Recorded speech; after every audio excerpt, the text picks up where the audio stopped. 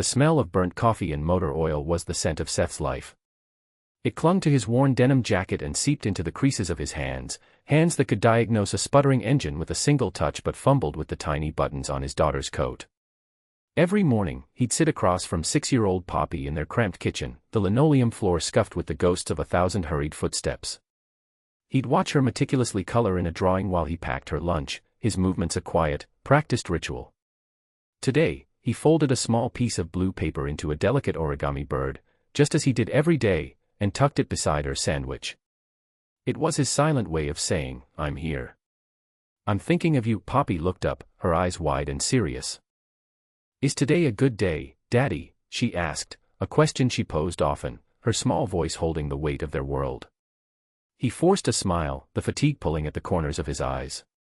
"Every day with you is a good day, sweet pea." He worked as a mechanic at a high-end garage nestled in the belly of a gleaming corporate skyscraper, a place where the cost of a single tire change could cover his rent for 3 months. He was a ghost in this world of wealth, competent and invisible, the guy who wiped grease from his hands before handing back the keys to a 6-figure sports car. No one saw the man, only the uniform. And that was fine by him. His world wasn't in the polished chrome and roaring engines, it was in the small, warm hand that slipped into his on the walk to school, and the nightly ritual of reading stories until Poppy's breathing evened out into the peaceful rhythm of sleep. His love for her was the engine that kept his own tired heart running.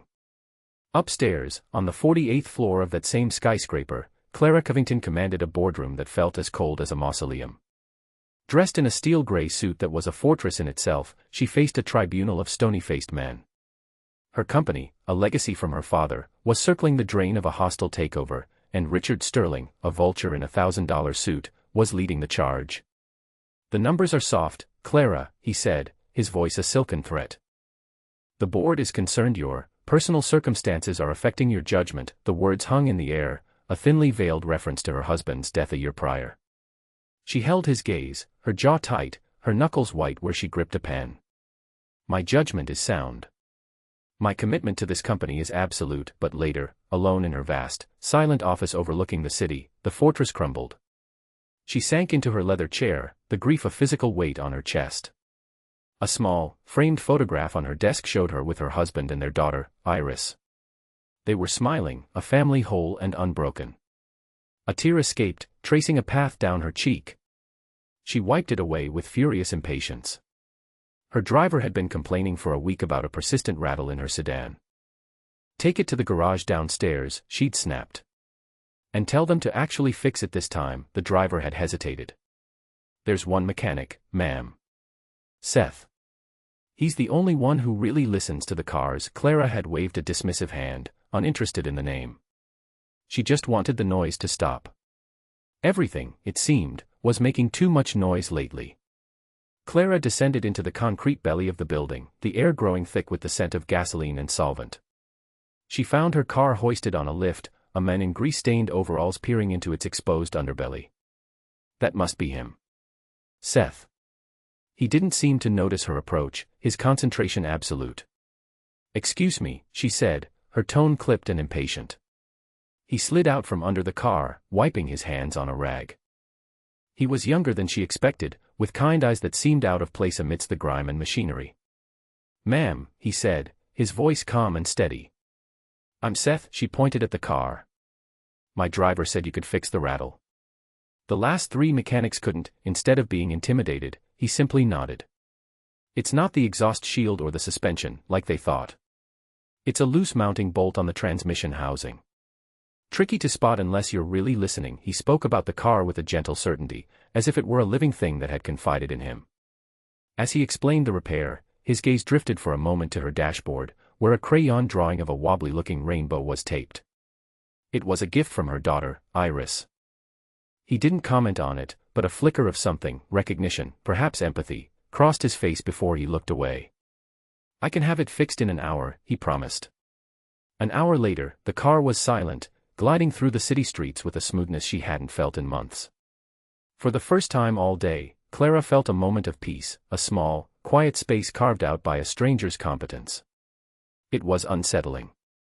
A few days later, trapped by a late-running meeting, Clara was leaving the office well after dark, her daughter Iris trailing wearily behind her. As they passed the small, manicured green space that separated the corporate tower from the street, she heard the sound of laughter. Under the glow of a lamppost, Seth was pushing his daughter on a swing. The little girl, Poppy, was squealing with delight, her hair flying. "Higher, Daddy, higher." Iris stopped, her own small face full of longing. "Can I play, Mommy?" she asked, her voice barely a whisper. Clara hesitated, the chasm between her world and his seeming a mile wide. But the sadness in her daughter's eyes was a universal language. For a few minutes, she conceded. Poppy immediately slid off the swing and ran to Iris. "Do you want to see my fort?" she asked, pointing to a large oak tree. Soon, the two girls were giggling, collecting acorns as if they were precious jewels. Clara stood awkwardly by the park bench, her tailored suit feeling ridiculous in this small pocket of ordinary life. Seth gave her a small, hesitant smile. "She's Poppy," he said, nodding toward his daughter. "I'm Clara." "That's Iris." The words felt foreign, stripped of their titles and roles. Here, they were just a mom and a dad. They spoke of small things, bedtimes, picky eating, the surprising weight of a school backpack. He spoke of Poppy with a fierce, quiet pride that resonated deep within Clara. She saw the worn-out elbows on his jacket and the exhaustion he couldn't quite hide, but she also saw a richness there, a contentment that all her money couldn't buy. That brief encounter in the park unlocked something in Clara. She started finding reasons to go down to the garage. A perfectly fine tire needed its pressure checked. A strange, non-existent sound required investigation. She'd bring 2 coffees, handing one to Seth with a manufactured casualness. "I had an extra," she'd lie. He would accept it with a grateful nod, his grease-smudged fingers careful not to touch the clean paper cup. During these stolen moments, she learned more about him. He was a widower, raising Poppy alone after his wife's long illness. He never complained.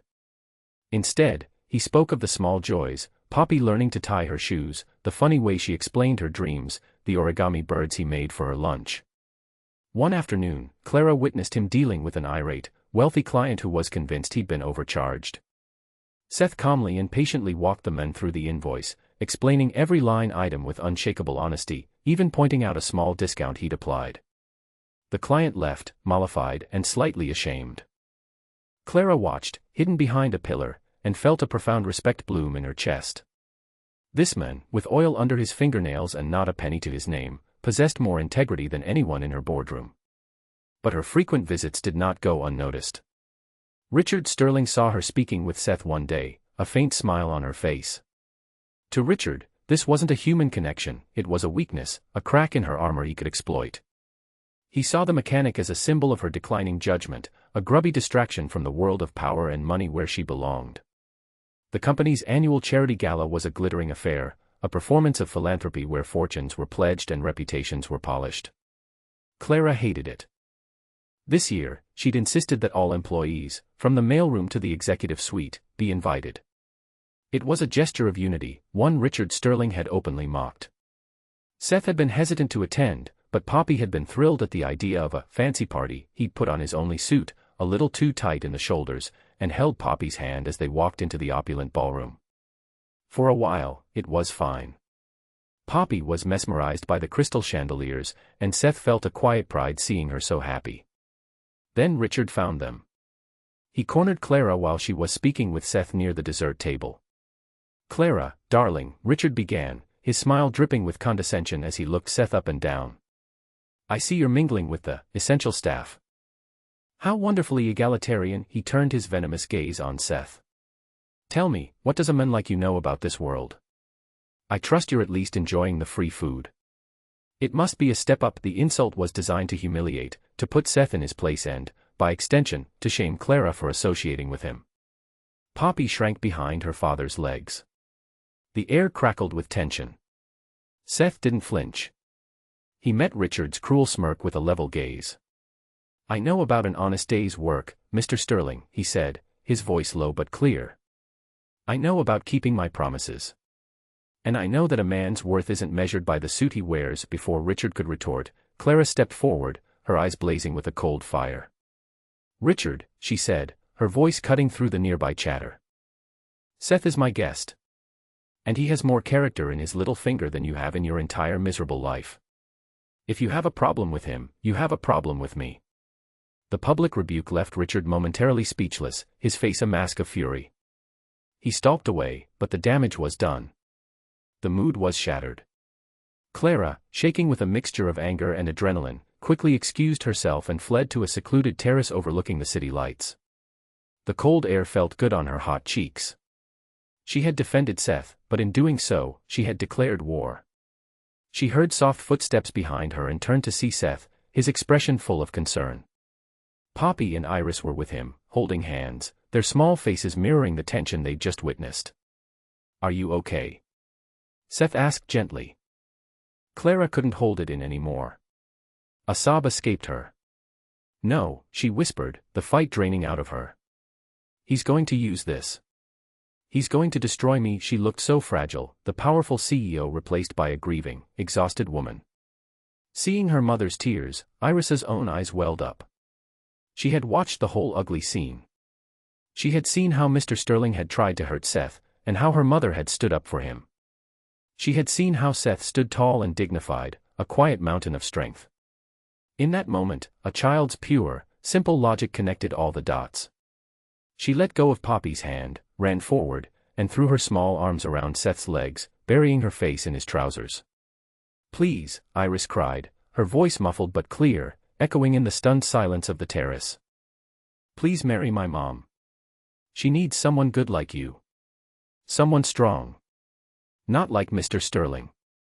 Please." The plea, so earnest and raw, hung in the air. Seth looked down at the weeping child clinging to him, then at Clara, whose face was a canvas of shock, heartbreak, and something else, a dawning, terrifying hope. The little girl's desperate plea shocked them all into silence.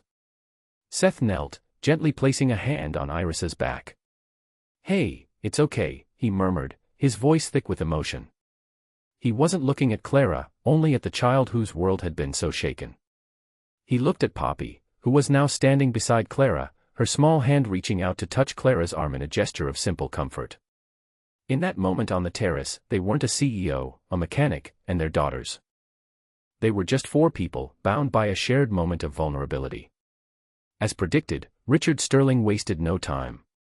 The next morning, an email announced an emergency board meeting. The agenda: a vote of no confidence in Clara's leadership, citing her erratic behavior and unprofessional personal attachments. It was a corporate assassination, and the gala had given him the perfect weapon. Clara felt a cold dread settle in her stomach. He was going to win. She was alone in her office, staring at the termination clause in her contract, when her assistant announced she had a visitor. It was Seth. He stood in the doorway, looking out of place in her sleek, corporate world, still in his work clothes. "I'm sorry to bother you," he said quietly. "But I remembered something." He stepped inside.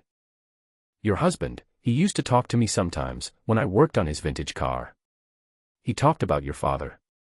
And about a notebook." Clara looked at him, confused. "A notebook?" "A small leather one," Seth continued, his brow furrowed in concentration. "He said your father was old school. Believed in ink and paper, not just digital files. He said your father had put a failsafe in the company charter. A provision to protect you. He wrote it down in that notebook. I saw him with it all the time. Once, he dropped it, and it slid under the passenger seat. I fished it out for him. I remember the feel of the worn leather." Clara stared at him, her heart starting to pound. Her father's notebooks. He had dozens of them, filled with his thoughts, designs, and business philosophies. After his death, her mother had packed them all away in a storage unit. Could it be real? Could such a thing exist? He was worried, Seth said, his voice gaining urgency. Worried about people like Sterling, who valued profit over people. He told me, "The heart of this company is my daughter. I have to make sure no one can ever rip it out." That was it. Those were her father's words. A frantic energy seized Clara. She spent the next few hours on the phone, tracking down the manifest for the correct storage unit. With Seth by her side, they drove to the sterile, climate-controlled facility. Inside the unit, surrounded by ghost white sheets covering furniture, were dozens of labeled boxes. Journals, one read. They tore it open. Box after box, they searched through a lifetime of her father's thoughts, the scent of old paper and leather filling the small space. Just as hope began to fade, Seth pulled out a small, dark red leather journal from the bottom of a box. It was exactly as he'd described. Clara's hands trembled as she opened it. The pages were filled with her father's familiar, elegant script. And there, bookmarked with a faded photograph of a young Clara, was a section titled, The Guardian Clause. It was a handwritten addendum to the company's founding charter. It stated, in clear, legalistic language, that in the event of a significant personal tragedy affecting his heir, sole and indisputable veto power over any board decision regarding a merger, sale, or change in leadership would be vested in her for a period of 5 years. It was signed by her father and witnessed by the company's original lawyer. It was ironclad. Clara walked into the boardroom just as Richard Sterling was concluding his sanctimonious speech about the need for stable, objective leadership. He smiled smugly as he called for the vote. All in favor of the motion to remove Ms. Covington as CEO, he asked, his hand already raised.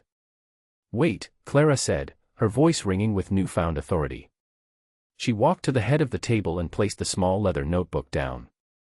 The room fell silent. She explained the Guardian Clause, her father's foresight, and his unwavering faith in her. She then read the clause aloud, her voice steady and strong. She slid the notebook across the polished table to the company's current legal counsel, who read it, his eyes widening. He looked up, first at a stunned Richard Sterling, and then at Clara. It's authentic, the lawyer confirmed. It's legally binding. The atmosphere in the room shifted instantly. The board members, who had been ready to oust her, now looked at her with renewed respect, and at Richard with open contempt. His coup had not just failed, it had spectacularly backfired, exposing his predatory nature. He sat frozen, his face ashen. Clara didn't press her advantage. She simply looked at him and said, "The meeting is adjourned." Later that day, she found Seth in the garage, meticulously cleaning his tools. She stood before him, the powerful CEO, but her eyes were filled with a humility he'd never seen. "You saved me," she said. "No," Seth replied, wiping his hands on a clean rag. "You saved yourself. I just reminded you where to look for the key." He smiled, a genuine, warm smile that reached his eyes. "Your father knew your worth. I'm glad you see it now, too." Weeks later, the city was draped in the soft light of a Sunday afternoon. The noise of the boardroom and the garage had faded into a distant memory. In the small park where they had first truly met, a new, quiet ritual was taking place. Seth and Clara sat on a bench, watching Poppy and Iris chase each other through the autumn leaves, their laughter the only sound that mattered. There were no suits, no uniforms, just two people watching their children play. Seth reached into his pocket and pulled out 2 small, folded paper birds. He handed one to Poppy, as always, and then shyly held the other one out to Iris. Iris's face lit up as she took the delicate origami creation. She ran to her mother, showing it to her as if it were the most precious treasure in the world. Clara watched her daughter, a genuine, unburdened smile gracing her lips for the first time in over a year. She looked at Seth, at the kindness in his eyes and the quiet strength in his hands, hands that could fix a broken engine or mend a broken heart with equal care. She reached out and placed her hand over his on the bench. It was a simple gesture, but it held the weight of a promise, a shared future built not on a child's desperate plea, but on a foundation of mutual respect, quiet admiration, and earned love. They hadn't needed a wedding. They just needed each other. And in the peaceful quiet of the park, surrounded by the laughter of their children, they had found their way home. For what is a person's true worth? Is it found in a skyscraper's boardroom or in the quiet integrity of a man who remembers the things that truly matter?